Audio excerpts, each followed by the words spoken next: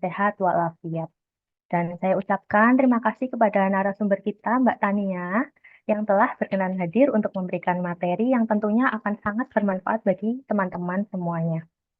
Dan tidak lupa saya juga ucapkan terima kasih kepada teman-teman yang hadir di acara kuliah tamu ini untuk mata kuliah Industri Pariwisata dan Ekonomi Kreatif ini.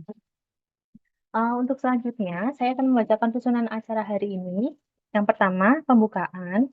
Kemudian yang kedua, ada sambutan dari Core Prodi kita, Miss Kenyo. Kemudian nanti ada perkenalan narasumber. Terus ada acara intinya, yaitu kuliah atau pemaparan materi dari narasumber kita, Mbak Tania.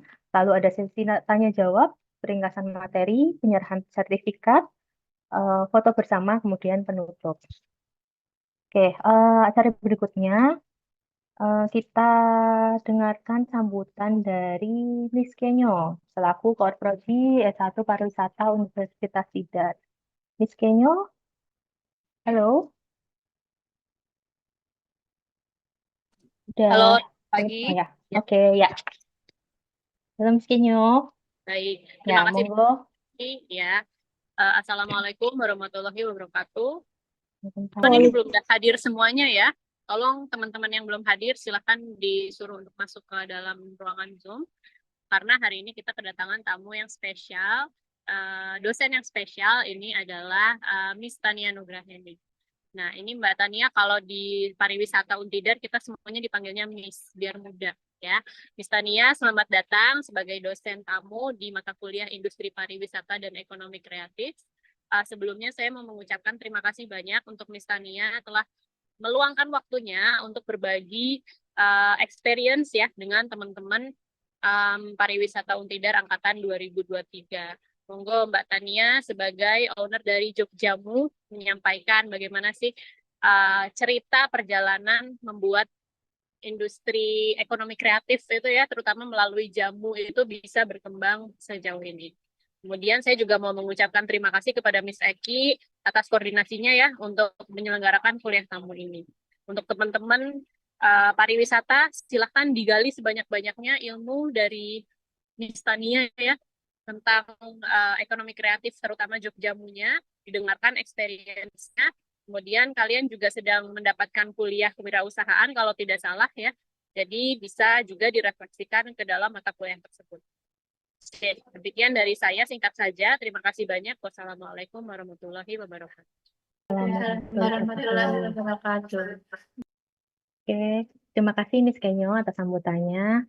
Ya, selanjutnya ini sebelum kita masuk ke materi ya, ini ada baiknya saya bacakan dulu CV dari Mbak Tania atau mungkin saya samakan panggilannya ya, Miss Tania ya, seperti dosennya lain.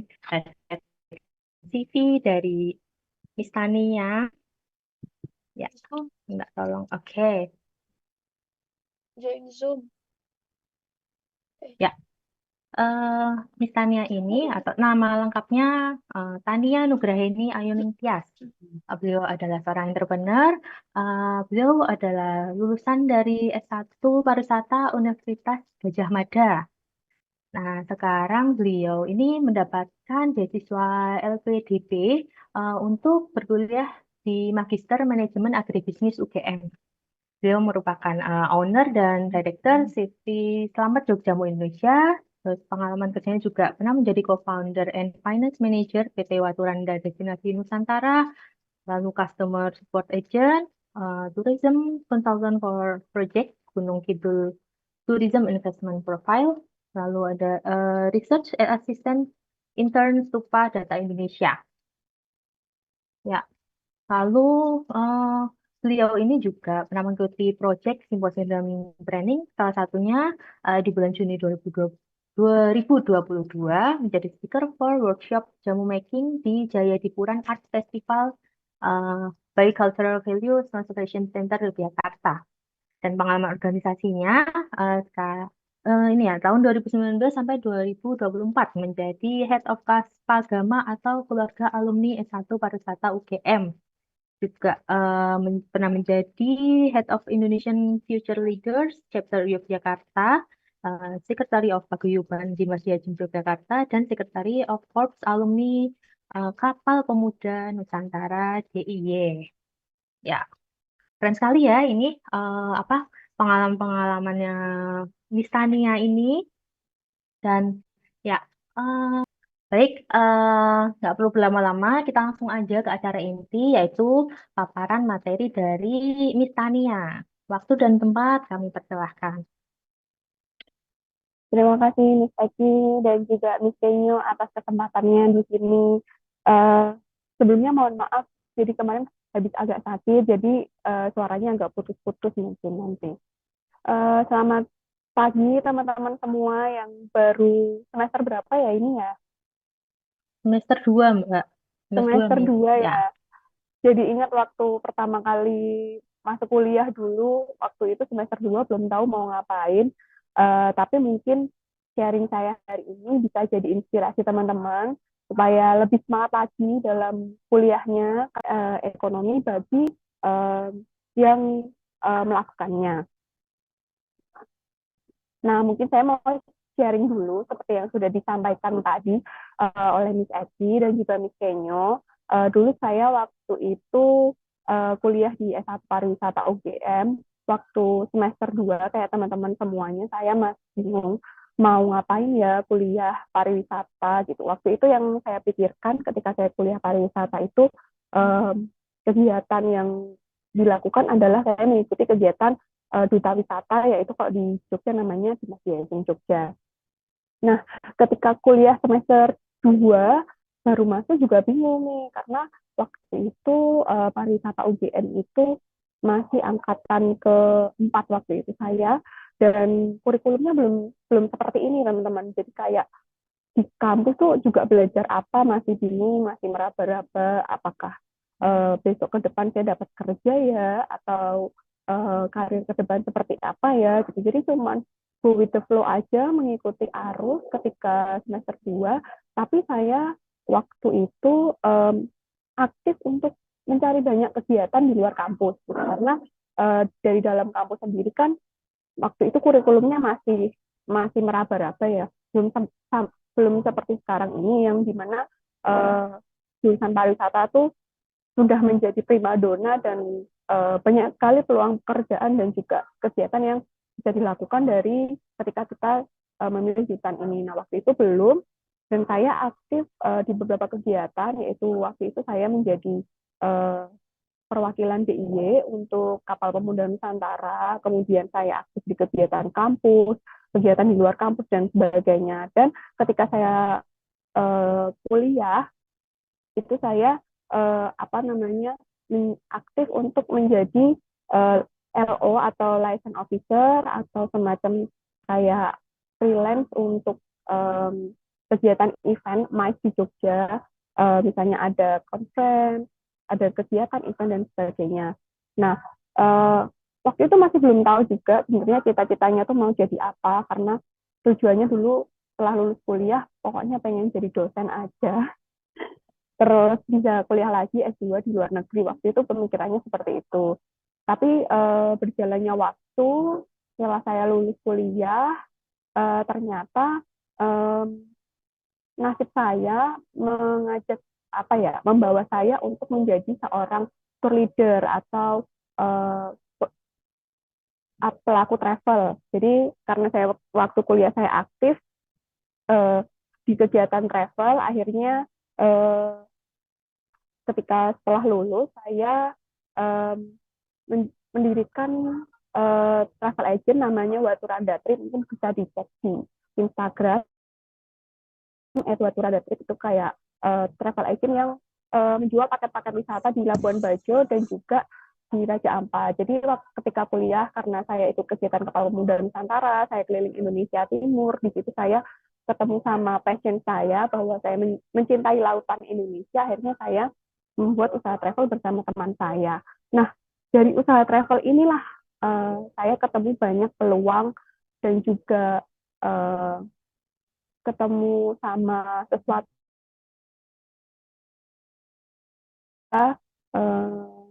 menjadi saya yang lain, yaitu jamu. Jadi waktu itu di tahun 2018 setelah saya lulus kuliah, saya sering membawa tamu gitu teman-teman dari korporat gitu, dan saya mengajak tamu saya itu jalan-jalan waktu itu ke Magelang, bahkan saat itu ke eh, mungkin ada yang tahu Empal Buharyoko, itu salah satu restoran terkenal ya di Magelang.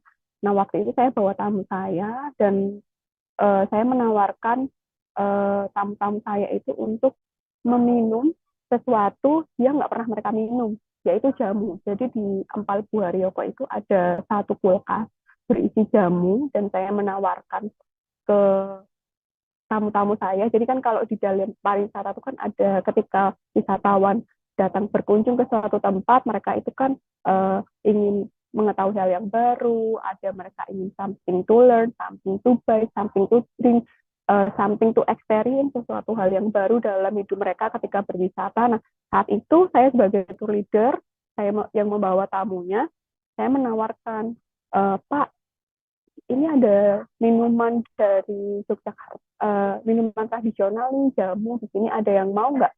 Dan saat itu saya menawarkan jamu ke seluruh tamu saya dan saat itu langsung sold out tuh jamu yang ada di Empal Buharyoko itu teman-teman. Nah dari situ saya terpikir sepertinya jamu ini bisa jadi minuman oleh-oleh ya dari Jogja gitu, dari Jawa gitu, yang merepresentasikan tentang budaya kita gitu. Karena gini, ketika wisatawan itu atau kalau saya bawa tamu grup itu mereka biasanya cuma minum minuman kemasan plastik yang kurang sehat, terus habis itu nggak ada sesuatu yang signature dari daerah itu untuk mereka minum ketika datang. Nah, ketika saya membawa tamu itu saya terpikir, bisa juga ya nih jamu jadi oleh-oleh. Makanya di tahun 2019 saya bersama teman saya kemudian mengembangkan jamu sebagai minuman oleh-oleh yang tujuannya itu waktu itu sebelum pandemi dijual kepada travel agent nih. Jadi kita collab nih sama travel agent menjadikan jamu sebagai welcome drink supaya orang yang datang ke Jogja atau tamu kita yang datang tuh nggak cuma minum teh kemasan atau air putih aja, tapi mereka juga merasakan kearifan lokal yang ada di daerah yang mereka kunjungi dan salah satunya itu adalah jamu. Nah,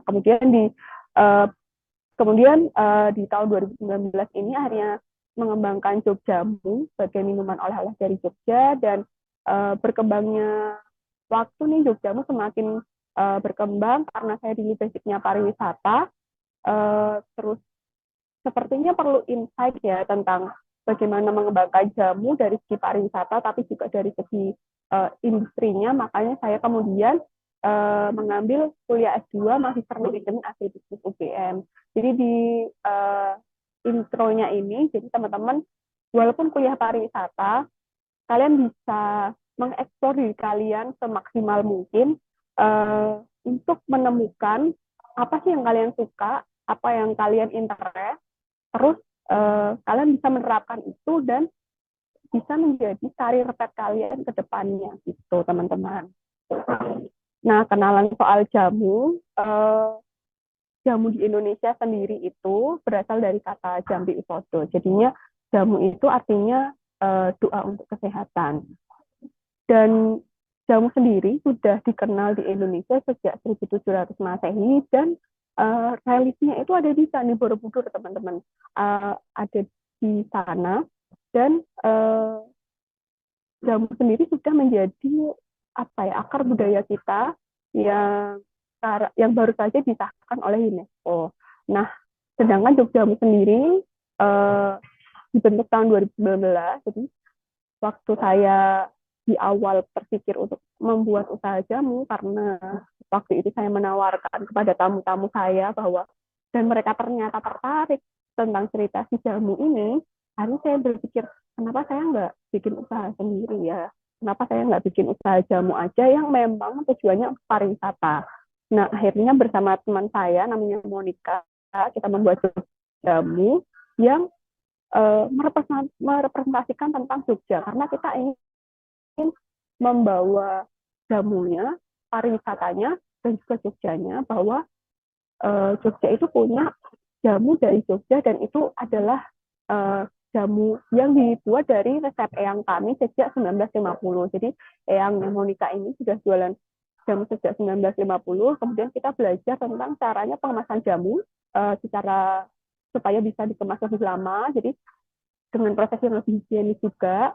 Dan tujuannya itu adalah easy to drink karena ketika awal kita membuat jamu itu target marketnya adalah wisatawan, di mana wisatawan itu kan mereka ingin mencicipi sesuatu yang baru, tapi sesuatu yang enak, refreshing, dan menyenangkan. Makanya kita membuat juk jamu ini menjadi minuman yang mudah diterima oleh wisatawan. Dan yang paling penting adalah bisa untuk oleh-oleh yang diminum bersama keluarga di rumah. Jadi kita memasukkan jamu ini sebagai bagian dari minuman Jogja, harapannya bisa menjadi minuman Jogja yang legendaris, yang bisa dibawa pulang sebagai oleh-oleh dari wisatawan ketika mereka pulang ke Jogja, dan mereka disambut di Jogja itu dengan minum jamu. Itu sih pertama kali yang kita pikirkan ketika kita membuat usaha jamu di tahun 2019. Nah, kemudian ketika kita membuat usaha jamu itu, gimana sih supaya jamu kita itu jamu yang berbeda dari jamu-jamu yang lain. Jadi waktu itu belum banyak jamu botolan atau jamu yang dikemas di dalam botol dan di create sebagai oleh-oleh. Nah, dan waktu itu belum pandemi ya teman-teman. Jadi ketika pertama kali kita launching, juk jamu ini menjadi welcome drink salah satu grup wisatawan yang datang ke Jogja. Nah, jadi karena kita tuh basicnya pariwisata, terus pertama kali kita jualan jamu itu ya kita channelnya adalah teman-teman kita sendiri yang punya usaha travel, hotel, dan juga usaha-usaha pariwisata lainnya yang kita minta tolong nih, bisa nggak kita jadikan juk jamu ini jadi welcome drink buat tamunya kalian, kita titipin ke teman-teman kita yang punya usaha hotel gitu. Nah, di sana ternyata diterima dengan baik nih, dan beberapa resort yang ada di Jogja waktu itu juga tertarik untuk menjadikan juk jamu ini sebagai welcome drink. Tetapi kemudian di tahun 2020 tiba-tiba ada pandemi COVID, di mana pariwisata itu tiba-tiba semuanya off. Semua teman-teman kita yang punya usaha gudeg, kemudian usaha travel agent dan semuanya tiba-tiba harus berhenti gitu karena pandemi. Tapi seperti kayak pisau bermata dua ya, jadi jamu malah semakin meningkat gitu animonya gitu. Dan waktu itu yang awalnya kita berpikir bahwa jamu kita targetnya untuk wisatawan aja, dengan harga yang masuk di kantong wisatawan, ternyata diterima dengan baik oleh masyarakat Jogja sebagai minuman yang bisa meningkatkan imun tubuh. Kesadaran masyarakat tentang minum jamu meningkat. Dan menurut mereka juga harganya tidak mahal dengan packaging, kemudian manfaat, higienitas, dan juga trust yang didapatkan dari juk jamu sendiri. Nah, akhirnya di tahun 2020 kita nggak cuma jualan jamu untuk wisatawan, tapi juga untuk masyarakat Jogja. Dan kita membuat sebuah tagline di mana juk jamu setiap hari. Jadi supaya orang-orang itu bisa minum jamu setiap hari sebagai usaha preventif dalam mereka menjaga kesehatan tubuhnya. Nah, sebelumnya sebelum juk jamu ini rilis, kita itu melakukan riset dulu teman-teman selama 6 bulan. Risetnya itu tentang siapa yang nanti akan minum jamu kita, terus kemudian gimana packagingnya, kemudian gimana logonya dan sebagainya. Jadi waktu kita launching terpikir dari yang pertama kali aku bawa tamu di Impal Buaryoko ngajakin orang-orang buat minum jamu sampai juk jamu ini rilis tuh jaraknya sekitar 6 bulan sampai 7 bulan untuk tes pasar nih. Kira-kira ketika kita launching pas nggak sih gitu. Kita supaya bisa dapat momentum yang baik ketika melaunching produk juk jamu ini. Dan yang paling penting adalah ketika teman-teman punya ide tentang suatu bisnis atau apapun itu, teman-teman harus mendaftarkannya di HKI. Jadi Jogjamu ini sudah terdaftar di HKI. Supaya apa? Supaya ide teman-teman ini bisa terlindungi secara hukum gitu.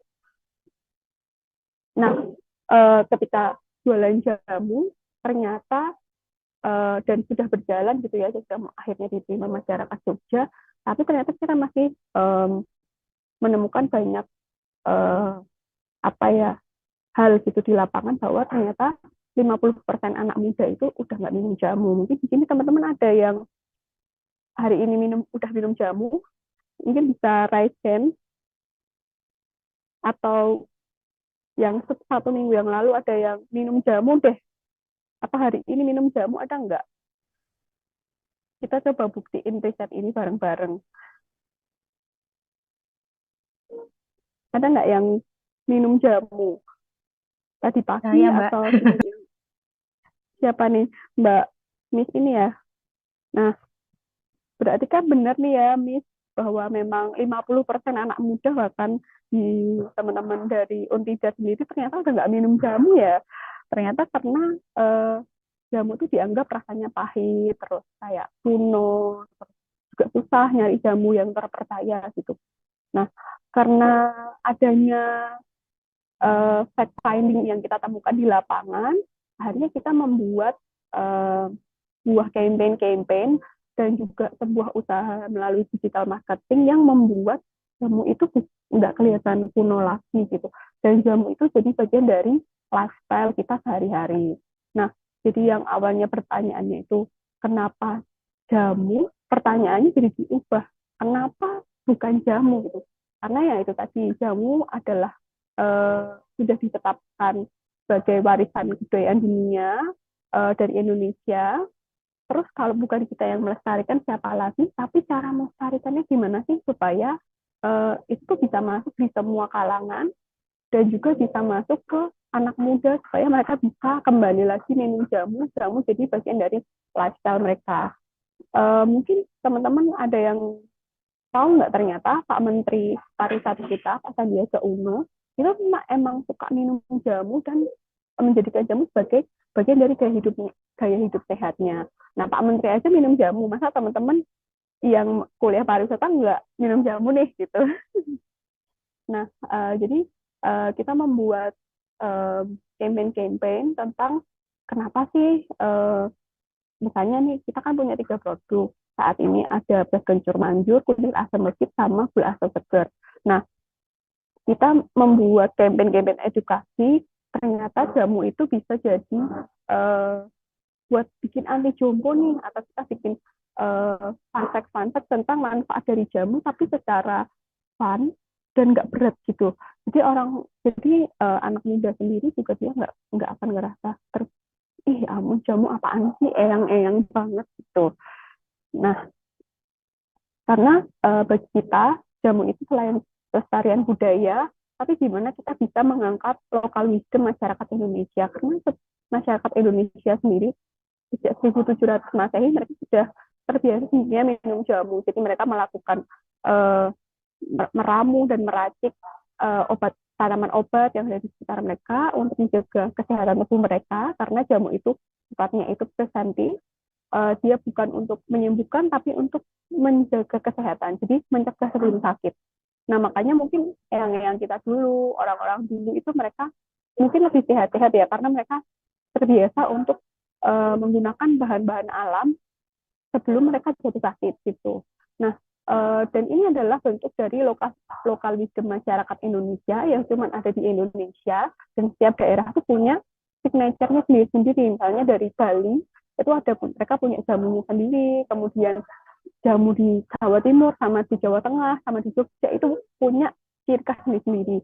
Dan jamu sendiri itu seperti batik, teman-teman. Jadi yang sulit itu adalah prosesnya.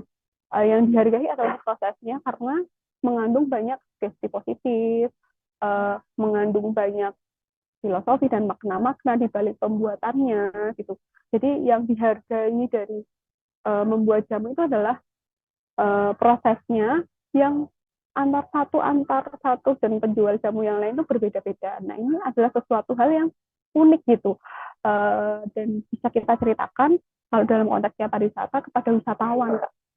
Baik itu lokal maupun mancanegara gitu, bahwa ya kita punya signature ya. Kalau di Jepang itu ada matcha ya, nah mungkin di Indonesia ada jamu yang cara membuatnya seperti ini loh, penyeduhannya seperti ini supaya memberikan manfaat dan sebagainya.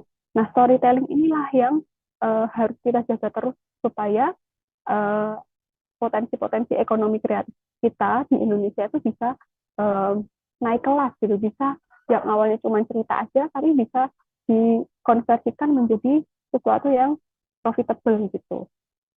Nah, jamu itu juga adalah budaya sehat Indonesia, dan kita membuat jamu itu karena waktu pertama kali kita membuat jus jamu tujuannya itu adalah untuk dijual kepada wisatawan, maka kita membuat jamu itu ready to drink, dibuka langsung jadi minum, dinikmati dengan segar. Terus mereka terpikir setelah minum itu, wah aku ikut melestarikan budaya Indonesia, wah ternyata enak ya rasanya gitu. Dan harapannya bisa menjadi lifestyle, dan itu menjadi wujud pelestarian budaya Indonesia yang bisa membuat kita sama-sama, yuk kita menjamu Indonesia, siapa tahu kita bisa menjamu dunia gitu. Nah, mungkin ternyata banyak hal loh yang bisa dilakukan dari jamu gitu. Kalau dari jamu sendiri, kita seperti di awal kita membranding dia sebagai oleh-oleh dari Jogja, kemudian kita membuat visualisasi aktivitas seru bareng Jogjamu, kita membuat hashtag Jogjamu setiap hari, dan juga kita membuat Jogjamu hampers. Nanti aku ceritain sedikit tentang kenapa kok bisa membuat hampers jamu gitu. Dan kita membuat program menstruasi sehat, jadi setiap perempuan yang haid, terus dia bisa mendapatkan satu jamu gratis sebagai bentuk woman support woman nih gitu. Dan juga ada kegiatan Selasa Rasa. Terus kita juga membuat supaya jamu kita itu ramah lingkungan dan reuse. Nah, ini adalah salah satu program kita. Jadi yang tadi aku cerita awalnya buat wisatawan, ternyata masyarakat Jogja sangat menerima, bahkan jamu sendiri sudah memiliki pelanggan di Jakarta, Bandung, Bali, Surabaya, dan beberapa kota besar yang memang terjangkau Paksel, karena mereka ternyata mendapatkan manfaat dari minum jamu gitu, yang awalnya mereka mungkin haidnya nggak lancar, terus setelah minum jamu mereka lancar. Yang awalnya mereka cuma minum sebagai wisatawan, terus yang akhirnya menjadi lifestyle mereka gitu. Jadi pembeliannya itu bisa berulang karena ternyata mendapatkan manfaat yang baik gitu dari hasil minum jamu. Nah, ini adalah kegiatan kita, aktivitas seru bareng jamu. Ternyata minum jamu itu bisa bareng pacar kok. Ketika ngerjain tugas sama teman-teman, terus ketika ngobrol sama keluarga, ketika olahraga dan sebagainya gitu. Tinggal gimana kita bisa menyelipkan jamu ini di lifestyle kita setiap hari gitu. Nggak cuma teh, kopi, tapi juga ada jamu gitu. Nah, ini bentuk kolaborasi kita sama influencer gitu. Jadi yang seperti aku ceritakan tadi, yang role bisnis kita itu adalah bekerja sama dengan teman-teman kita pelaku wisata yang lain gitu, untuk saling dukung-mendukung industri pariwisata ini. Tapi ternyata bisa berkembang, masyarakat Jogja juga menerima, akhirnya selain untuk welcome drink juga untuk diminum sehari-hari. Nah, tapi core-nya adalah Jogja ini sebagai welcome drink. Kita bekerja sama dengan salah satu travel agent skena gitu ya, ibaratnya kalau di Jogja itu namanya Nusantara. Kita menjadikan Jogja sebagai welcome drink tamu-tamu mereka. Ini ada Keanu, ada Fadil Jaidi, ada Dara Arafah belum pakai kerudung. Terus ada pacarnya Dara Arafah juga, waktu itu mereka berkunjung ke Jogja dan mereka minum jamu gitu, dan mereka ternyata suka gitu sama campaign bahwa jamu ini bisa jadi teman mereka ketika traveling gitu. Nah, karena kita juga dalam membuat bisnis jamu ini berkesadaran, karena awalnya kita tidak ingin ikut nyampah plastik gitu ya, karena waktu kita membuat formulasinya, kita berpikir nih kalau misalnya kita pakai botol plastik, kita sama aja dong sama teh-teh kemasan yang biasa diminum wisatawan. Kita pengen kita berkontribusi sedikit lah sama lingkungan dengan membuat dengan menggunakan botol kaca. Nah, ternyata penggunaan botol kaca dalam pembuatan jamu ini juga manfaatnya besar. Jadi dia bisa menjaga kualitas dan juga manfaat dari jamu itu sendiri. Dan selain itu dia juga lebih cantik. Customer-customer kita setelah membeli jog jamu gitu, mereka merasa sayang gitu sama botolnya. Mereka ada yang mengembalikan dan ada juga yang menjadikan itu vas bunga. Jadi di situ kayak akhirnya masa usia botol itu telah digunakan ternyata lebih panjang dan pelanggan-pelanggan jamu ini bisa berkreasi sendiri sama botol jamu yang sudah habis gitu. Nah, kita juga membuat campaign tentang Selasa Rasa. Jadi kayak tiap Selasa kita kalau misalnya ada iklan gitu ya kan, kalau minum apapun makanannya minumnya teh botol sotro misalnya kayak gitu. Nah, kita juga membuat campaign bahwa apa aja sih masakan atau makanan Indonesia yang bisa diminum nih bareng jamu gitu. Jadi nggak cuman minum jamu itu sendiri, tapi ketika kita makan apa sih yang cocok diminum bareng jamu. Nah, itu kita memberikan insight-insight gitu ke followers Instagram YouTube jamu bahwa ternyata jamu itu bisa buat jadi teman makan oseng mercon misalnya atau lidah sapi dan sebagainya. Jadi kita memberikan makanan rekomendasi yang cocok diminum sama jamu karena jamu ketika teman-teman misalnya makan donat gitu ya yang rasa coklat gitu terus habis itu minum jamu itu rasanya aneh banget gitu. Jadi kita mencoba untuk memberikan visualisasi POV dari sisi pelanggan gitu, dari sisi customer gitu, bisa ngapain aja sih dengan jamu. Nah, itu kita coba ceritakan di Instagramnya untuk jamu.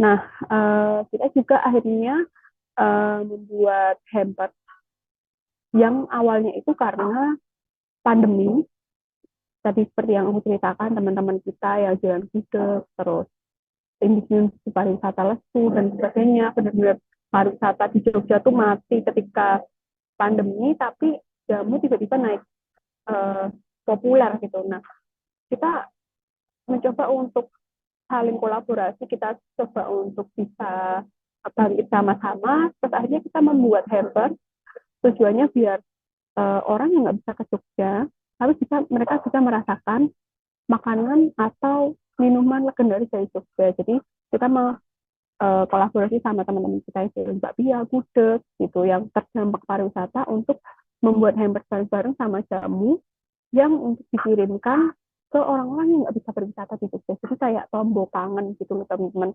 Oh akhirnya aku nggak bisa ke Jogja tapi makanan di Jogja bisa sampai nih di aku di Jakarta yang lagi isoman waktu itu. Nah jadi kita membuat kolaborasi dengan lokal brand yang ada di Jogja, ada gudeg, ada Ahmad, kemudian ada ayam goreng Butini, kemudian ada mie ayam tumini, terus dan beberapa bakpia gitu di Jogja untuk dijadikan dalam satu paket cantik yang kita sebut waktu itu hamper tangan Jogja yang bisa memberikan mengobati rasa kangenmu terhadap Jogja karena waktu itu pandemi. Nah ini waktu itu kita juga berkesempatan untuk diicipi jamunya sama Pak Menteri dan itu seperti yang saya sampaikan tadi, Pak Menteri itu sangat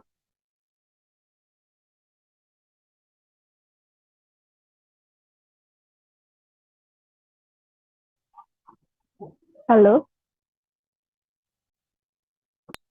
Ya, halo Mbak. Oh iya, Di tadi sempat ya. iya. Nah, jadi kita berkesempatan untuk diicipi nih jamunya sama Pak Menteri gitu.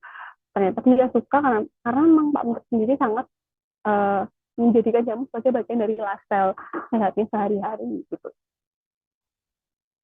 Nah, buat teman-teman, kok bisa sih mungkin bertanya-tanya ya, kok bisa sih ternyata bisa mengeksplor banyak hal dari jamu gitu, entah itu jamu, kopi dan sebagainya gitu. Kita selalu caranya gimana sih biar kita dapat inspirasi itu terus. Nah, kita tuh membuat namanya konten pilar gitu. Jadi kita juga melakukan riset pada konten kompetitor.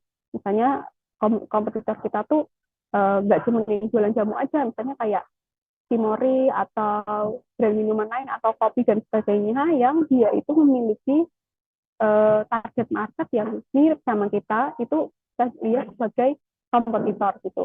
Nah, kita juga selalu update dengan tren-tren agar konten kita tuh relevan dan menjadi problem solver. Jadi kayak cari tahu kebutuhan atau kesulitan audiensnya. Jadi kayak membuat banyak POV, point of view yang biasanya jadi masalah buat pelanggan atau followers dan sebagainya, kita coba gambarkan ke dalam konten. Nah, konten pilar sendiri itu ada 5, itu ada konten promosi, konten edukasi, konten yang inspiring, entertaining, sama engagement. Jadi teman-teman kalau misalnya punya ide atau apapun itu, nah kalian bisa menggunakan konten pilar ini biar kalian nggak kehabisan ide gitu loh, mau ceritain apa sih gitu, biar banyak POV yang dihasilkan gitu, dan sesuai sama target market yang kalian pilih gitu. Nah, konten promosi itu tuh contohnya kayak kalau dari Jogjamu tuh kayak kasih diskon, gratis ongkir, di satu gitu. Terus konten edukasi itu seperti memberikan informasi produk, pengetahuan, manfaat produk, dan sebagainya. Terus konten inspiring itu adalah konten yang memberikan ide atau motivasi, tips, trik, quote, dan sebagainya. Terus konten entertaining itu yang lucu-lucu gitu loh teman-teman, kayak yang lagi tren itu tuh yang jatuh gelundung-gelundung tiba-tiba jualan hebat gitu ya, kayak gitu-gitulah. Nah, terus konten engagement itu tentang tanya jawab interaksi dengan audiens, biar misalnya ada giveaway atau dan sebagainya gitu. Jadi nggak cuma melulu jualan terus, tapi ada sesuatu yang di sharing, jadi kayak apa ya, jadi satu entitas sendiri yang dia tuh berdiri sendiri yang seperti manusia biasa gitu. Jadi nyenengin gitu, nggak cuma jualan terus. Nah, ini contoh-contoh konten kita, karena tadi tujuannya untuk wisatawan ya awalnya, jadi kita selalu sedikit menceritakan tentang tips lokasi jalan-jalan di Jogja gitu, tempat pameran-pameran lukisan dan sebagainya, yang memberikan inspirasi ke pelanggan-pelanggan kita tuh di Jogja mau ngapain gitu loh. Nah, terus kita juga memberikan inspirasi cara menyimpan jamu, terus memberikan fakta-fakta kenapa botol kaca dan sebagainya.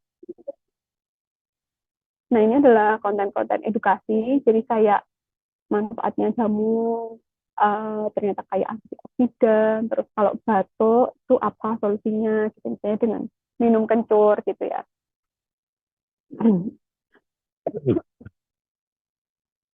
Nah, kalau yang ini adalah konten promosi dan juga entertaining. Jadi kayak konten-konten yang estetik, konten-konten yang seru gitu. Ternyata kayak, ternyata bisa ya, jamu tuh nggak kuno gitu. Nah, kita ingin menceritakan itu di dalam media promosi kita, yaitu Instagram, kalau yang kita gunakan. Nah, ini aku mau sharing sedikit ke teman-teman tentang mungkin ada yang terpikir nih setelah ini gitu. Potensi ekonomi kreatif kan banyak banget, nggak cuma jamu aja, ada teh, kopi, semuanya itu bisa. Dan ketika itu dikaitkan dengan pariwisata, itu tuh bisa banget jadi profitable teman-teman. Jadi sesuatu hal yang mungkin nggak usah profit dulu deh buat teman-teman yang masih semester 2 nih, masih meraba-raba. Jadi buat apa ya, kegiatan yang menyenangkan yang bisa membangun portofolio teman-teman. Karena ketika aku dan Monica jualan jamu itu, yang membuat itu tuh bisa langsung diterima oleh masyarakat tuh karena selama aku dari semester 1 sampai aku lulus, aku tuh membangun personal branding yang dimana aku tuh seseorang yang mencintai budaya, aku di Diajeng, aku cinta wisata, terus aku juga seorang penari. Nah, ketika aku jualan jamu, itu tuh relate satu sama lain, jadi orang tuh terbangunlah trust ketika kita jualan jamu. Beda sama misalnya aku tuh nggak pernah skincarean gitu ya, terus tiba-tiba aku jualan skincare gitu, orang kan jadi kayak percaya nggak percaya, beneran nggak sih gitu. Tapi ketika ketika personal branding itu dibangun dari sekarang dan kalian tiba-tiba meluncurkan produk yang memang sudah dipersiapkan gitu, bisa jadi teman-teman kalian itu jadi potensi pasar yang besar gitu. Dan itu tuh eh, terjadi banget di Jogjamu gitu, karena networking didapat dari ketika kuliah, terus tiba-tiba jualan jamu itu connect gitu satu sama lain gitu. Dan terakhir kemarin Jogjamu bahkan sampai Amerika Serikat kita dapat fellowship gitu untuk merepresentasikan jamu di XXSW Festival di Amerika Serikat. Kenapa juga ya, karena personal branding kita tentang jamu berjalan, kita ketemu kesempatan, terus kita juga mampu memanfaatkan kesempatan itu dengan baik. Akhirnya semuanya itu seperti apa ya, saling memberikan dukungan gitu satu sama lain. Nah, buat teman-teman yang punya ide, let's turn your ideas into action. Dan konsistensi itu adalah kuncinya apapun itu gitu. Ketika aku dulu kuliah, ya aku konsisten untuk mengkomunikasikan tentang bahwa aku tuh mencintai budaya gitu, bahwa aku tuh uh, adalah seorang tour leader gitu, bahwa aku tuh suka menceritakan tentang uh, apa yang aku ketahui kepada tamu-tamuku gitu, aku suka membuat mereka senang, nge-treat mereka dan sebagainya. Nah, dan aku konsisten terus untuk mengkomunikasikan itu sampai terbangunlah personal brandingku sebagai penjual jamu sekarang gitu. Dan uh, dan juga dalam bisnis travel agent misalnya kayak gitu. Nah, jadi teman-teman bisa menggunakan atau bisa cari di Google tentang The Lean Startup itu by Eric Ries. Itu mengajarkan kita gimana kita membuat ide kita itu menjadi action, tapi nggak terlalu lama, tapi juga nggak gerusa-gerusuk gitu. Nah, caranya itu dengan learn, build, and measure. Jadi kayak apa ya, dalam lingkaran feedback loop ini yang learn tuh artinya kayak kalian tuh mengumpulkan pemahaman yang mendalam tentang pasar, pelanggan, dan masalah yang perlu disesuaikan. Jadi kalau kalau jamu, kalau flashback itu sebelum kita launching jamunya, kita mengumpulkan persepsi-persepsi gitu, kayak kenapa sih harus wisatawan menjadi pelanggan kita, apa sasaran tujuan market kita gitu. Terus apa sih masalah yang kita selesaikan dengan jamu gitu. Oh ternyata kita ingin memberikan referensi nih minuman sehat yang berbudaya gitu, yang bisa jadi minuman wisatawan yang lebih sehat dan juga memperkenalkan budaya itu atau Jogja di satu minuman itu. Nah itu adalah masalah yang kita coba selesaikan dengan jamu. Terus kita membuat hipotesis kepada pasar itu waktu kita tes dulu, kira-kira sebelum kita launching orang-orang bakal bisa nggak sih meminum itu. Kita cobain ke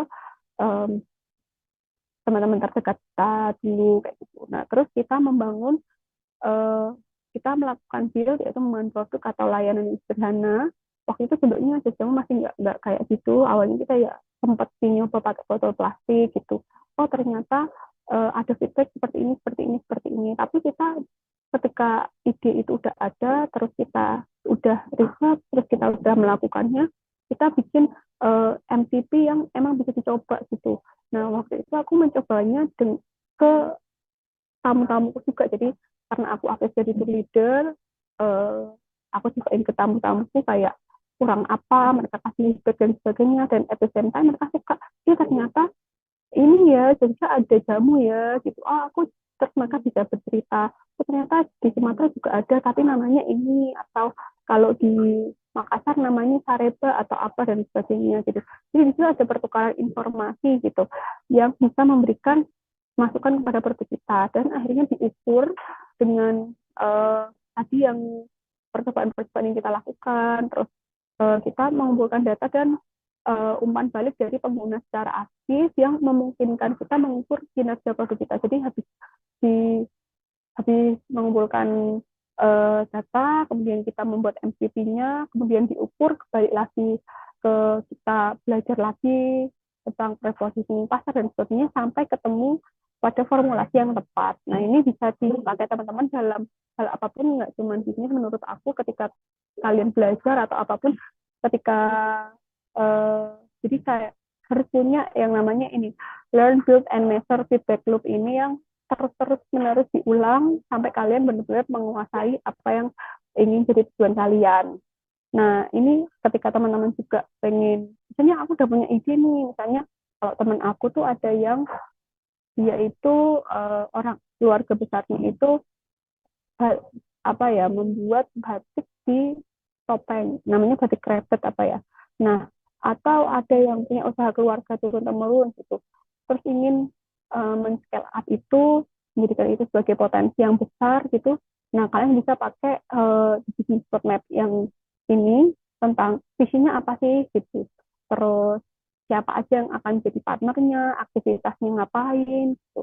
Kemudian additional value-nya, channel distribusinya seperti apa, target marketnya apa. Mungkin kalau hidup jamu, visinya adalah kita menjadi jamu oleh-oleh dari Jogja yang legendaris. Kemudian partnernya kita siapa? Partnernya kita waktu itu adalah uh, partner kita adalah travel agent, kemudian uh, teman-teman kita yang punya usaha pariwisata dan sebagainya. Ternyata berjalannya waktu masyarakat suka, ternyata kita bisa merambah ke restoran-restoran yang ada di Jogja gitu, untuk bisa menitipkan Jogjamu di sana gitu. Terus aktivitas yang dilakukan apa sih Jogjamu ini, yang tadi sudah diceritakan, ternyata banyak banget aktivitas yang bisa dilakukan bareng jamu gitu. Bisa minum jamu bareng pacar, bisa jamu, banyak lah yang bisa dilakukan, tapi ternyata bisa jadi hampers juga. Kemudian additional value-nya apa sih, ternyata kita menggunakan botol kaca dikemas secara higienis, tersapean dan sebagainya gitu. Nah, channel distribusinya seperti apa? Ternyata kita bisa sih nitipin ke restoran-restoran kayak gitu, terus juga lewat apa namanya, ketok tular dari hampers juga bisa. Gitu. Target marketnya siapa? Nah, ini kalau ngomongin target market, teman-teman harus benar-benar riset target marketnya siapa, dan juga harus menggunakan measure, learn, and feedback loop tadi. Jadi ketika itu tidak work, kalian bisa pelajari lagi sampai ketemu target market yang sesuai sama tujuan atau goal yang ingin dicapai dari hal yang ingin kalian lakukan. Income stream, cost structure itu berkaitan dengan biaya-biaya yang dikeluarkan, dan income stream-nya itu dari mana aja sih pendapatannya. Mungkin seperti itu, Miss. Untuk kurang lebihnya, mungkin teman-teman ada yang ingin bertanya, dipersilahkan. Oke, baik. Terima kasih ya, Mbak Tania, atas pemaparannya. Ya, untuk selanjutnya ada sesi tanya jawab. Silakan teman-teman yang ingin bertanya, boleh raise hand.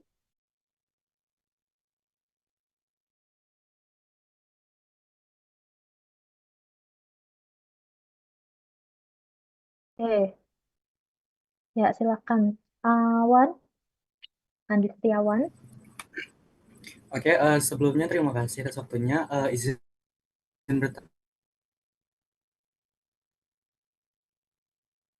bertanya, Miss Tania, rilis sebelum COVID tuh. Kendalanya gitu waktu pandemi, mungkin itu aja sih.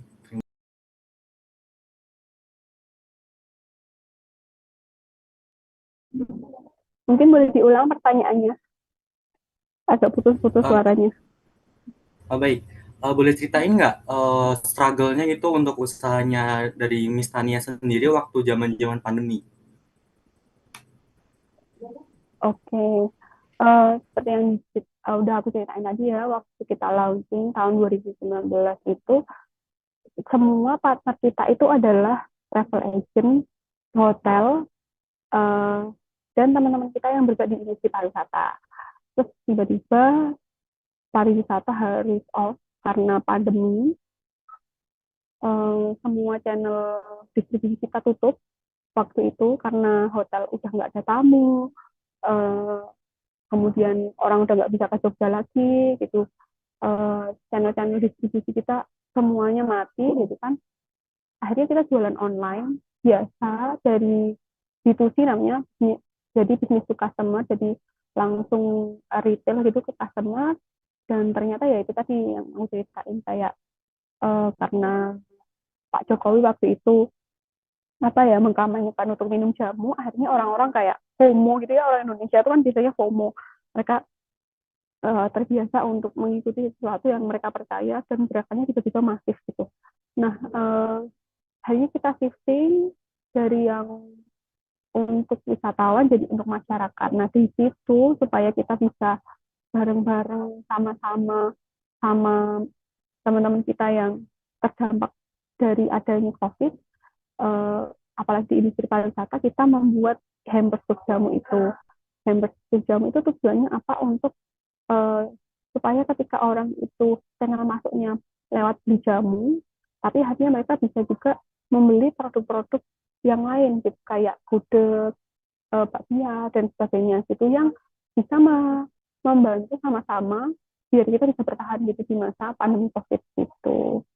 Nah, setelah eh, pandemi sendiri malah challenge-nya lebih besar sebenarnya karena eh, kesadaran orang buat minum jamu menurun lagi. Jadi ketika adanya COVID itu kesadarannya naik untuk minum jamu, setelah COVID orang-orang udah nggak takut lagi sama COVID dan sebagainya, akhirnya mereka nggak minum jamu lagi. Nah, di situ kita mencoba untuk survive lagi nih, karena itu jadi pertarungan kita yang sebenarnya. Karena kan kita waktu baru launching 2019, 3 bulan kemudian COVID, terus COVID, kita nggak usah melakukan hal yang keras aja, karena udah beli jamu, terus sekarang udah nggak era COVID lagi.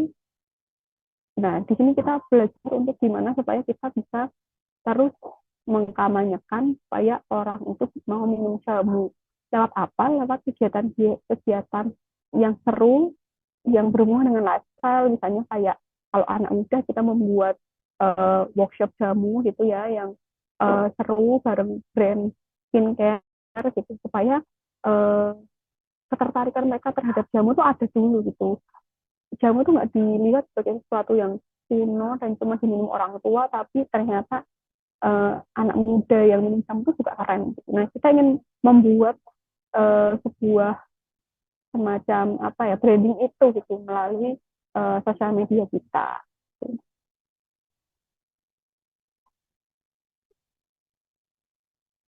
Sudah cukup menjawab? Oke, terima kasih. Baik, terima kasih ya Awan atas pertanyaannya. Nah, berikutnya ini ada yang mau bertanya lagi, Mbak Tania. Mungkin saya mau tanya ke Mbak Tania dulu. Ini mau dengerin pertanyaan-pertanyaan dulu atau setiap pertanyaan langsung dijawab, Mbak? Ikut aja nih saya didengerin dulu boleh semua, mungkin siapa tahu ada yang sama pertanyaannya. Oh, oke. Ya, kalau gitu berarti disampaikan dulu aja pertanyaan, nanti baru dijawab di apa setelahnya ya, Mbak. Oke. Tadi, oh ya, selanjutnya ada Hairunisa Alia. Ya, Alia silahkan disampaikan pertanyaan. Terus kemudian tadi selanjutnya siapa? Rintis dulu atau Dandi ya? Dendi, Miss. Rintis. Oh, Dandi terus Rintis ya. Ya, silahkan disampaikan pertanyaannya kepada Miss Tania. Baik, Miss Eki, terima kasih. Miss Tania izin bertanya. Sebelumnya, saya Hairunisa Alia Nafisa dari Pariwisata K2. Jadi gini, Miss, saya kan udah punya bisnis gitu sama temen. Tapi di tengah jalan itu, dianya kayak berkhianat gitu. Dia bikin apa ini bisnis sendiri. Jadi gimana ya, Miss, caranya biar membangun kepercayaan dengan partner bisnis gitu, Miss. Terima kasih. Oke, terima kasih Alia atas pertanyaannya. Ya, silakan dilanjutkan ke Dandi ya. Dandi dulu ya, baru Rintis tadi. Oke, Suaranya kedengeran ya, Miss? ya, kedengeran. Terima Silakan. kasih, Miss, atas waktunya. Perkenalkan, saya Alif Dandiarya Prayoga. Tertarik nih tentang Jogjamu ini, apalagi tentang penggunaan botol kaca. Itu saat customer membeli dan mengembalikan bisa dapat cashback juga kan. Selain menjaga lingkungan, itu juga bisa mengurangi lah sampah organik. Nah, permasalahan yang ada, kan kurangnya anak muda itu, kurangnya minat tentang peminatan tentang jamu itu kan. Nah, ini pertanyaan dari pribadi saya sendiri, Miss. Apa bisa kalau jamu itu diformulasikan berbagai rasa yang kira-kira itu banyak disukai Gen Z itu? Terutama rasa kayak misalkan coklat atau matcha mungkin tanpa menghilangkan esensi jamu lokal wisdomnya itu sendiri yang masih terjaga lah keoriginalitasannya gitu. Terima kasih, Miss. Oke, terima kasih Dandi. Ya, silakan dilanjutkan Rintis. Oke, Miss, perkenalkan nama saya Rintis Denata Absari dari Pariwisata 3. Misalkan nih, Miss, kita tuh membangun usaha, tapi kita itu kurang relasi dari awal. Jadi dari diri kita sendiri itu kurang relasi lah.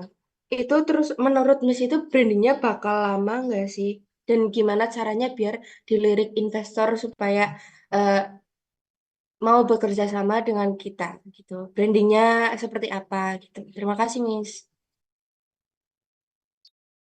Oke, terima kasih Rintis. Ya, berikutnya dipersilakan Mbak Tania untuk Miss Tania untuk menjawab pertanyaan dari ini mahasiswa-mahasiswa kami ini. Monggo, Mbak. Terima kasih atas pertanyaannya. Tadi pertanyaan pertama Ayla ya,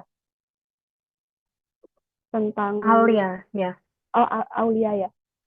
Gimana sih caranya sama partner bisnis gitu. Nah, kebetulan itu aku founder dari sebuah bisnis, yang pertama Jamu, yang satunya buat Suranda Trip. Itu dua-duanya aku sama temanku. eh, Gimana membangun kepercayaannya. Jadi gimana ya, kalau dari aku sendiri sih ada faktor gimana bisnis kita tuh yang menjaga itu adalah Allah gitu ya. Ada yang tangan-tangan yang tidak terlihat yang menjaga bisnis kita gitu. Kalau dari aku sendiri ketika awal membuat bisnis Jogjamu itu kita modelnya bagi hasilnya nggak langsung. Misalnya nih kita dapat profit 10.000 katakanlah, langsung dibagi dua nih 5.000 gitu enggak. Jadi yang pertama kali kita lakukan adalah kita itu mau membesarkan bisnis bersama atas nama bisnis itu menjadi satu entitas sendiri. Jadi kita memperlakukan Jogjamu itu sebagai manusia sendiri, bukan eh, bagian dari aku atau Moika, tapi kita ingin membesarkan Jogjamu ini jadi sesuatu orang yang punya branding sendiri, yang punya sistem sendiri, yang dia itu ada ataupun nggak ada kita, itu tetap bisa berjalan gitu. Nah, itu yang harus dibangun pertama kali. Makanya ketika proses pembagian hasilnya sendiri, kita visinya waktu kita jualan jamu pertama itu adalah satu, kita ingin meningkatkan level pertemanan kita nih, yang dulunya kita cuma organisasi bareng gitu di kampus. Jadi muridnya di kelasku waktu itu kita sama-sama di divisi humas di himpunan mahasiswa pariwisata UGM. Terus kita solid banget, kita melakukan banyak pencapaian bersama gitu. Terus kita berpikir kayaknya kalau kita bekerja sama terus kita bisa deh maju bareng-bareng. Nah, itu hal yang jadi dasar gitu. Terus waktu itu kita tujuannya adalah bisa, sampai sekarang sih masih jadi tujuannya Jogjamu, kita pengen usahain karena kita pengen naik haji bareng dari usaha ini. Jadi profit yang kita dapatkan kita tabung untuk tujuannya akhirat gitu teman-teman. Nah itu sih sebenarnya yang mungkin menjaga gitu supaya kita tuh dalam satu koridor yang sama. Nah, dan sistemnya adalah kita nggak langsung bagi hasil, sistemnya adalah menggaji. Jadi kita adalah pegawai di dalam bisnis ini gitu, bukan kita owner terus kita bisa terserah kita lah mau ngambil profitnya kapan dan sebagainya. Ya udah kita bekerja, kita punya KPI di dalam sistem sendiri, aku punya KPI, Monica punya KPI yang harus dikerjakan, dan kita punya target bersama gitu. Yang tujuannya untuk Jogjamu, jadi Jogjamu punya sistem sendiri, punya keuangan sendiri, dan memisahkan keuangan antara keuangan pribadi dan juga keuangan bisnis. Itu penting banget gitu. Itu juga yang dilakukan di bisnis Suranda Trip. Jadi sekalian menjawab pertanyaan yang terakhir siapa tadi namanya? Mbak Miss Eki, Yang rintis. Rinti ya, eh, tentang investor ya. Jadi ketika teman-teman membuat bisnis itu harus clear dulu visinya gitu. Apakah bisnis ini nanti akan dijual kepada investor? Karena belum tentu ketika bisnis itu dijual kepada investor terus sukses laris laku, enggak. Jadi pemikirannya adalah bagaimana kita bisa punya core yang jelas, punya akar yang kuat terhadap bisnis itu. Ketika ada investor masuk, tujuannya dia bukan untuk mengakuisisi, tapi untuk mengakselerasi bisnis kita yang awalnya tujuannya cuma bisa merangkul misalnya sekian banyak customer, tapi setelah ada investor bisa mengakselerasi, jadi lebih besar lagi. Contoh bisnis saya yang udah ada investor di dalamnya, kalau Jogja ini kita masih bisnis keluarga, jadi benar-benar cuma aku dan Monica sebagai pemilik bisnisnya. Tapi kalau Baturan David ini dia sudah dibantu oleh investor, tapi investornya itu adalah investor yang aktif. Jadi investor yang membuat bisnis Baturan David ini terakselerasi yang tadinya kita nggak punya kapal. Jadi di Labuan Bajo itu kan teman-teman ada yang pernah ke Labuan Bajo? Jadi di Labuan Bajo itu kan live on board. Jadi kita tinggal di atas kapal. Tamu-tamu itu membeli kamar hotel di atas kapal untuk bisa sailing atau bisa berwisata selama 3 hari 2 malam di atas perairan Taman Nasional Komodo. Nah, itu harus menggunakan kapal. Ketika kita belum punya investor di Baturan David itu, kita menyewa kapal orang lain untuk bisa dimasuki oleh tamu yang membuking paket wisata kepada kita. Nah, setelah ada investor, kita jadi punya kapal sendiri. Tetapi karena investornya bersifat aktif, jadi dia masuk ke dalam manajemen, kita membangun bersama, meningkatkan valuasi bisnisnya bersama, akhirnya secara sistem terkoordinasi dengan baik gitu. Jadi jadi bisa sangat mengakselerasi bisnis itu sendiri. Tapi ketika tujuannya dalam berbisnis itu investor biar cepat kaya, biar cepat kaya nih ownernya, itu nggak akan bisa terwujud kalau tujuannya kayak gitu. Karena nanti investornya akan berpikir kayak mana dividen yang bisa kamu berikan kita gitu. Jadinya ya udah kita sebagai owner bisnisnya jadi kerja roti sendiri gitu. Tapi ketika investornya itu bersifat aktif, tujuannya sama untuk meningkatkan mengakselerasi bisnis, akhirnya apa bisnis itu bisa berkembang bareng-bareng. Jadi sebelum itu ditawarkan kepada investor atau ada investor masuk, pastikan bahwa visi dan core bisnis yang dibangun itu benar-benar sesuai gitu, sesuai sama apa ya, kuat gitu secara dalamnya gitu kan, punya jari-jari yang kuat, nggak cuman menjual bisnisnya terus nawarin investor kamu kalau misalnya gabung bisnisku kamu dapat sekian persen dan sekian persen, tapi lebih kepada value yang diyakini bersama sama partner bisnis pun sama investor itu harus punya value yang diyakini sama-sama bahwa ya profit itu nggak cuma bentuknya dalam bentuk uang gitu, tapi bisa juga dalam bentuk relasi, dalam bentuk akselerasi, banyak hal lah gitu. Nah itu yang harus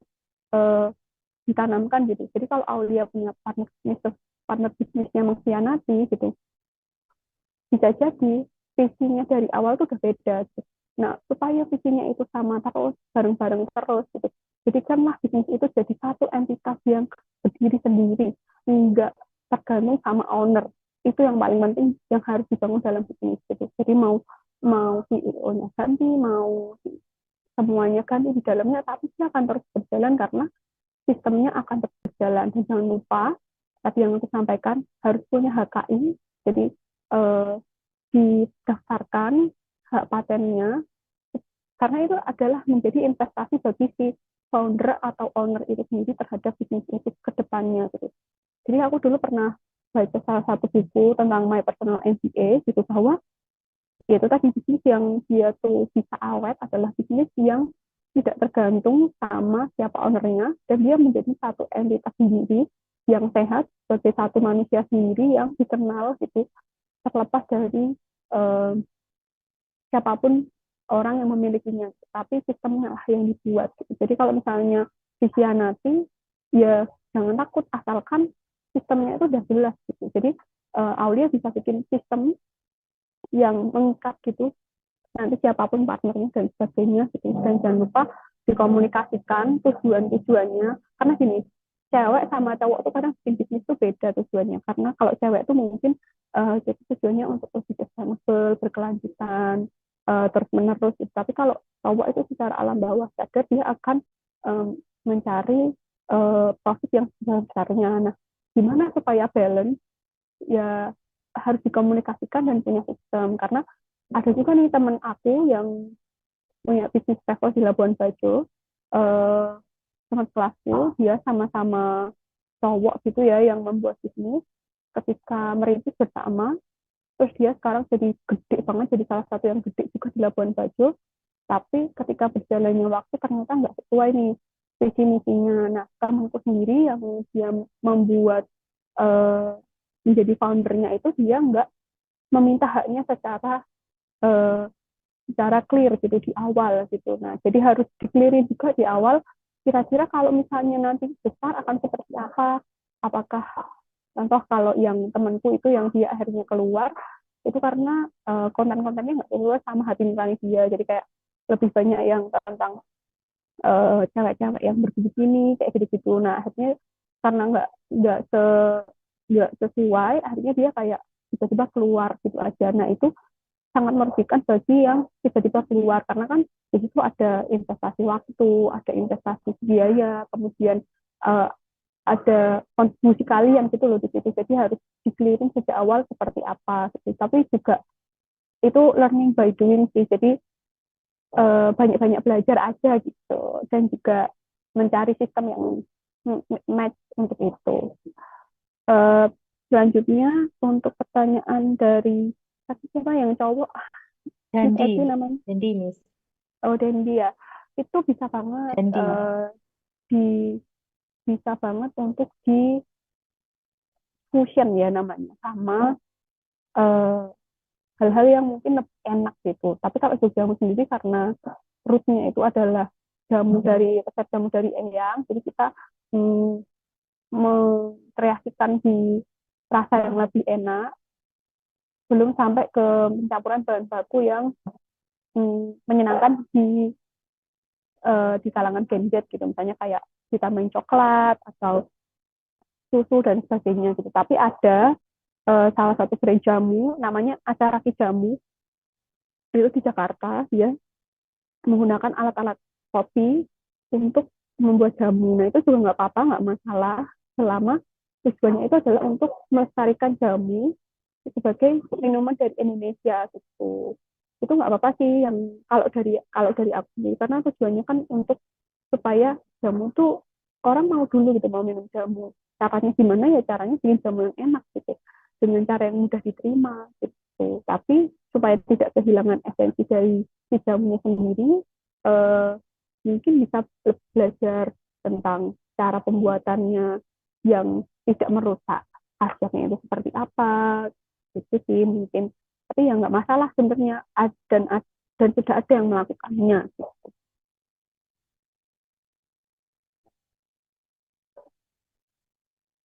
Itu Miss Eki, semoga menjawab. Oke, baik, terima kasih Miss Tania. Untuk yang lain ada yang mau bertanya lagi mungkin? Silakan, kalau yang mau bertanya bisa raise hand.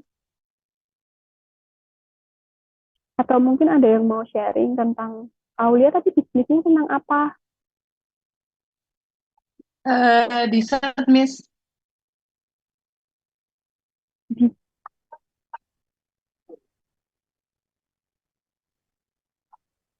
Miss Tania, ini ada yang mau bertanya lagi. Oh ya, Mirza, jadi mau tanya? Ya, silakan Mirza. Perkenalkan, apakah suara saya masuk, Miss? iya masuk. Perkenalkan, nama saya Mirza Eksepian dari Fakultas Ekonomi. Izin melanjutkan tadi yang punya Mas Dandi untuk khasiat kemurnian jamunya apakah berpengaruh jika rasanya diubah-ubah dengan rasa yang baru, misalnya kayak rasa buah-buahan, red velvet, atau matcha gitu? Apakah untuk kemurnian dan khasiatnya akan berubah? Mungkin itu saja. Terima kasih. Terima kasih Mirza atas pertanyaannya. Monggo Miss Tania bisa langsung dijawab. Kalau secara khasiat pasti berubah ya, karena kan ada penambahan ingredient baru gitu. Tapi jamu sendiri itu kan secara definisi itu kan adalah semua yang dibuat dari akar, kulit, kemudian rimpang, eh, dan yang dari suatu rempah-rempah gitu. Nah, eh, mungkin namanya bukan jadi jamu ketika eh, melakukan penambahan yang agak ekstrim, misalnya kayak red velvet gitu ya, atau matcha gitu. Tapi bisa menggunakan bahan baku yang enggak eh, mengoverpowering rasa asli dari si rempah itu sendiri, tapi bisa mengakselerasi rasanya gitu. Contoh misalnya kayak eh, misalnya kencur gitu ya, terus ditambahin susu gitu kan, dia nggak merusak rasa si kencurnya sendiri, nggak terus berubah rasanya dari yang kencur jadi rasa red velvet gitu, tapi dia bisa mengakselerasi supaya rasa kencurnya itu lebih mudah diterima. Atau misalnya kayak jahe susu. Nah, jahe sendiri kan ketika ditambah susu kan dia rasa jahenya nggak hilang, nggak terus berubah gitu loh. Atau ketika jahe ditambah coklat gitu, coklatnya nggak overpowering jahenya, tapi masih ada hint-hint jahenya gitu. Itu menurut aku nggak apa-apa. Tapi ketika itu sudah sangat berubah rasanya, terus rasanya jadi mungkin nggak nyambung gitu ya, itu jadi pertanyaan gitu. Jadi ketika kita membuat fusion tentang jamu itu, yang harus diperhatikan, kita memang bisa berkreasi, tapi kita juga harus lihat nih target marketnya. Kembali lagi, target marketnya itu siapa. Terus kita juga melakukan yang tadi feedback loop tadi yang kita learn, build, sell, measure. Kita cobain dulu, misalnya kayak mau bikin satu varian jamu, misalnya kayak itu tadi ya, jahe susu coklat gitu. Cari tahu dulu datanya kayak gimana, terus habis itu dibangun MVP-nya produknya kayak apa sih, coklatnya seperti apa, pakai coklat apa, tingkat manisnya seperti apa gitu. Terus kemudian di measure, dicobakan gitu ke teman-teman dan sebagainya. Terus dari situ dikasih, terus dicatat nih hasilnya apa, dipelajari lagi gitu terus sampai menemukan formula yang oke. Dan itu bisa dipakai di nggak cuma di jamu tapi di apapun itu. Jadi kalian apa ya, melakukan riset berulang gitu, dan membuat perencanaan dan juga membuat MVP yang berulang, terus dicobakan lagi, terus dilihat lagi sistemnya apa, sampai ada titik indikator-indikator yang membuat oh iya nih, ini udah oke, oke, ayo kita launching gitu.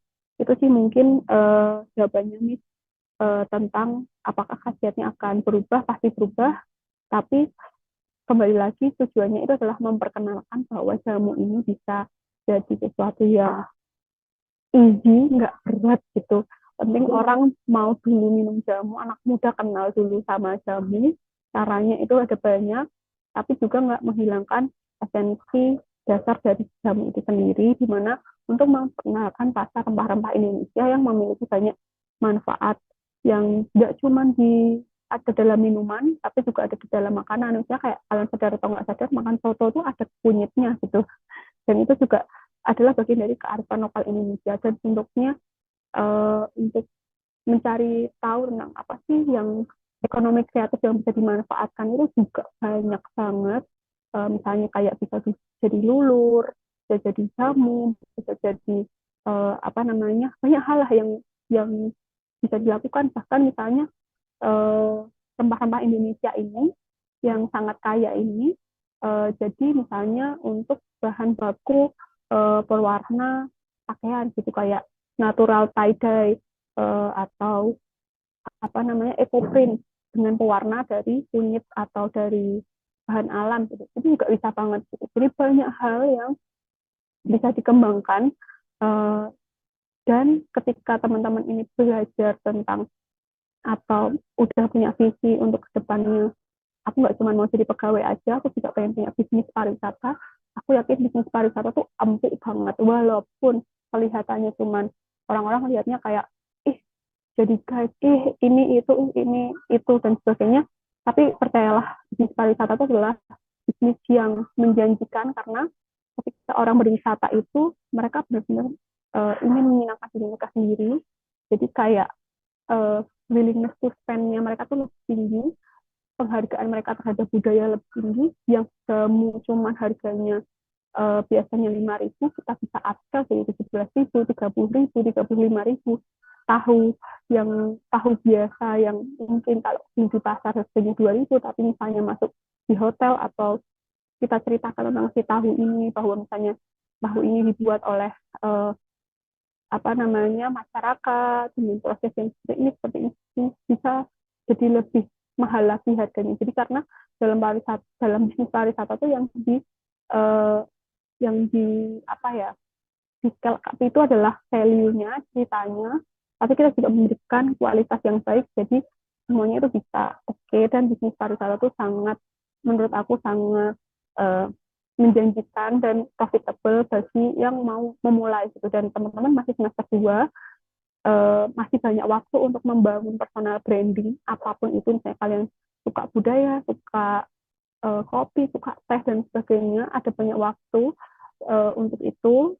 Dan juga banyak channel, ada Miss Eki, Miss Kenyo, dan semuanya yang sekarang menurut aku banyak hal yang bisa diserap gitu untuk scale up diri kalian sendiri. Jadi suatu saat ketika kalian sudah lulus, kalian jadi pribadi yang siap gitu, mau apapun pekerjaannya, apapun bisnisnya, atau mau melakukan apapun, kalian bisa lebih passionate untuk melakukannya. Oke, baik. Terima kasih Miss Tania atas jawabannya dan penjelasannya. Yang lain mungkin ada yang mau bertanya atau mau sharing dengan Miss Tania. Ya, silakan Diva, langsung aja disampaikan pertanyaannya. Siap. Terima kasih Miss Eki. Perkenalkan, nama saya Diva Aurelia Nirmala dari Pariwisata Untidar. Miss mau nanya, bagaimana sih terkait modal pada saat awal pertama kali merintis bisnis? Kan masalah mahasiswa ini kan terkait bisnis ya, terkait modal ya. Itu bagaimana cara eh, permodalannya? Apakah dengan menyisihkan uang atau mengambil hutang bank atau pinjam kepada orang terdekat seperti itu? Terima kasih. Baik, terima kasih Diva atas pertanyaannya. Monggo Miss Tania, boleh langsung dijawab. Terima kasih Diva atas pertanyaannya. Kalau ngomongin modal dulu ya, saya nggak sebenarnya modalnya bikin usaha jamu, dan waktu itu aku bikin usaha travel itu modalnya kurang dari 500.000 lah, aku katakanlah itu. Tapi yang secara modal finansial kecil sebenarnya modalnya. Tapi ada modal yang besar, yang nilainya secara finansial itu mungkin besar, tapi tidak ternilai, itu adalah relasi dan juga personal branding itu tadi. Jadi ketika teman-teman ingin memulai suatu bisnis, sebenarnya modalnya secara finansial itu kecil. Kalau kalian mulainya mungkin dari kayak Jogjamu sama Watura Detik ya, jadi mulainya benar-benar dari merangkak gitu, jadi dari nol sampai ke sekarang gitu. Itu modalnya sebenarnya bisa dikatakan kecil. Yang jadi mahal, yang nggak ternilai harganya adalah relasi. Nah, teman-teman yang masih kuliah, bangunlah relasi sebanyak mungkin, belajarlah dan kenalan sama banyak orang, gali ilmunya itu sebanyak mungkin, karena kedepannya ketika kalian kerja atau kalian bikin bisnis, itu adalah modal yang paling besar. Contoh nih, grup jamu, pertama kali kita bikin usaha jamu ini mungkin modalnya kurang dari 500.000. Terus kemudian kita kasih nih ke teman-teman kita yang duta wisata, terus tamu dan sebagainya gitu. Kita kasih ke mereka, ternyata mereka suka, mereka repeat order, mereka beli, terus kita punya produk hampers, mereka kasih hampers ini ke orang lain, akhirnya orang lain itu suka, beli sendiri, kayak gitu terus. Jadi kayak dari 2 ke 4, 4 ke 6, 6 ke 8, dan sebagainya. Dan itu nggak bisa diuangkan nilainya. Dan yang supaya itu tuh bisa terwujud ya perbanyak relasi itu tadi, networking dimanapun yang kalian lakukan tuh networking dan bangun personal branding kalian. Jadi misalnya Kak Diva ketertarikannya terhadap apa Diva? Saya mungkin ini terkait pariwisata outbound sih kalau di dunia pariwisata. Oh mungkin di outbound gitu ya kan, kalau di outbound itu kan ada kayak yang trainer gitu ya, trainer kayak gitu. Nah, bangunlah personal branding dirimu yang bisa mencerminkan itu ke depan. Misalnya kamu mau bikin usaha outbound atau eh, mau masuk kemana pun itu, jadi orang tuh udah, oh iya nih bisa punya kemampuan soft skill yang ini dan cuma dia loh yang bisa. Jadi kamu punya sesuatu hal yang pembeda gitu. Karena kalau teman-teman misalnya aku sendiri personalnya nggak pernah utang bank gitu untuk membuat usaha gitu, karena eh, ketika teman-teman melakukan utang bank itu teman-teman harus punya kesadaran bahwa utang ini tidak menjadi utang konsumtif tapi menjadi utang produktif usaha. Nah itu kan butuh proses, butuh pengetahuan juga.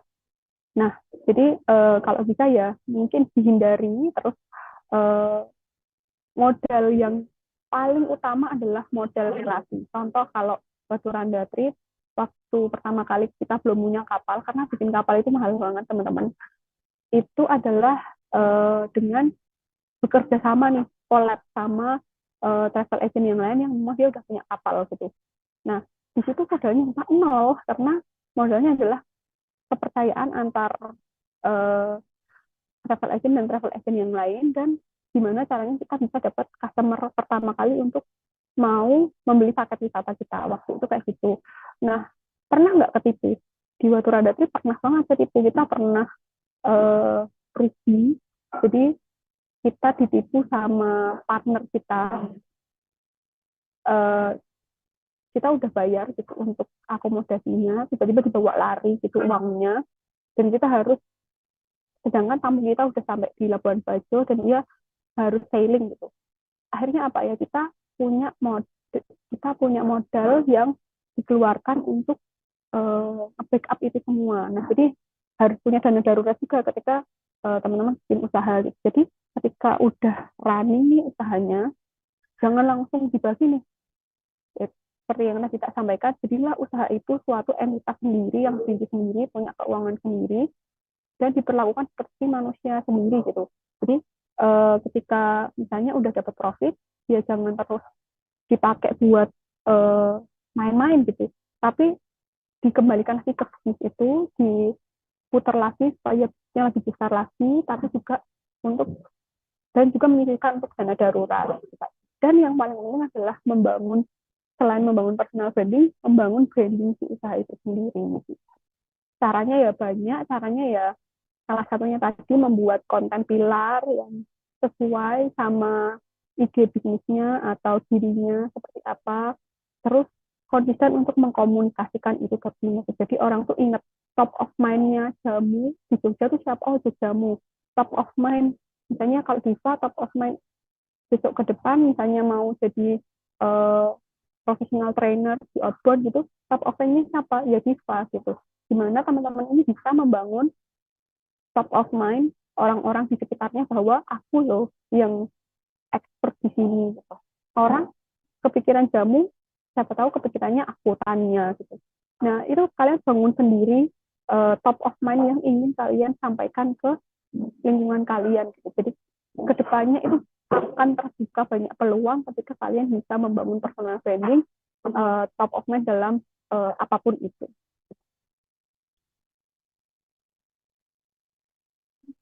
Baik, terima kasih Miss Tania.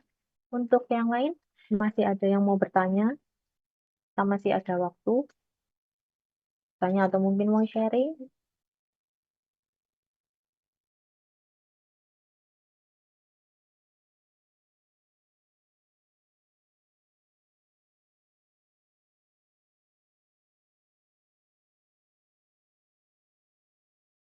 Belum ada atau tidak ada? Saya tunggu. Nggak ada lagi nih.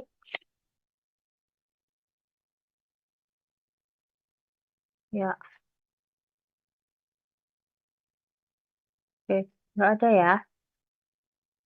Ya udah, kalau nggak ada, kalau tidak ada, mungkin saya bisa ini ya, bisa. Oh ya, sebelumnya saya ucapkan dulu terima kasih banyak ke Miss Tania atas paparan materinya, sharingnya, dan juga tadi apa jawaban-jawabannya. Eh, untuk teman-teman yang tadi sudah bertanya, ini materi yang sangat luar biasa, menambah apa ya ilmu baru bagi teman-teman dan juga bagi saya. Mungkin juga saya bisa kasih sedikit ringkasan ya dari materi apa hari ini. Jadi, jamu ini kan merupakan potensi ekonomi kreatif ya yang merepresentasikan budaya Indonesia. Dan dengan minum jamu, ini teman-teman juga bisa ikut melestarikan budaya Indonesia karena jamu ini adalah local wisdom masyarakat Indonesia.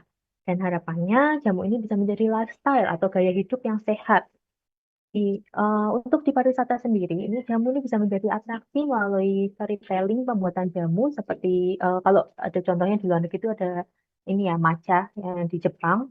Nah, dengan storytelling pembuatan jamu itu nantinya jamu bisa naik kelas gitu. Dan ini tadi juga ada ilmu baru ya. Kebetulan misalnya ini teman-teman juga apa selain belajar mata kuliah industri pariwisata dan ekonomi kreatif, mereka juga ada mata kuliah dasar-dasar kewirausahaan. Jadi ini tadi relate banget ya misalnya. Nah, tadi ada ilmu baru nih tentang konten pilar, yaitu promo, educate, inspiring, entertain, dan engagement. Nah, ini bisa untuk memperbanyak POV untuk menentukan target market. Dan untuk berbisnis ini perlu membangun personal branding dan yang paling penting adalah konsistensi gitu ya. Eh, Setelah ini, oh ya, acaranya adalah penyerahan sertifikat bagi untuk Mbak Miss Tania. Silakan disiapkan dulu sertifikat ini. Nanti setelah apa penyerahan sertifikat, teman-teman jangan keluar dulu. Kita ada sesi foto bersama ya. Jadi tolong di on kameranya, sertifikatnya sebentar ya, Miss Tania disiapkan dulu. Kita jadi nanti foto bareng untuk simbolis aja apa penyerahan sertifikat.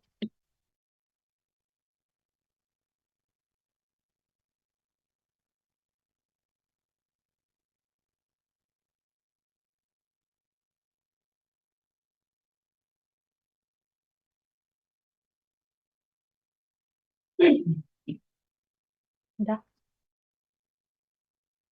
udah ya, oke. Kamu sudah, kamu, oke.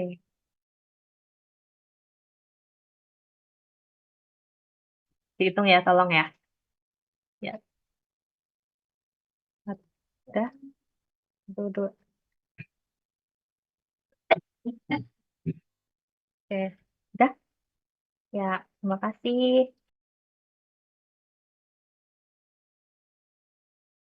Oke, terima kasih. Berikutnya kita sesi foto bersama ya. Ini kita ada berapa slide nih? Jadi nanti ada beberapa kali tiap slide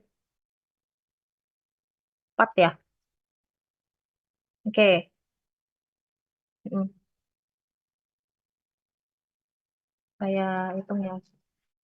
Tolong on kamera semua. Senyum ya. Oke, saya ini ya, saya hitung ya. Oke, 1, 2, 3. Ya udah. Dan selanjutnya 1. Oh, belum. Ya udah. 1, 2, 3. Oke, berikutnya. 1, 2, 3. Ya, terakhir ya. Oke, 1, 2, 3. Ya, oke.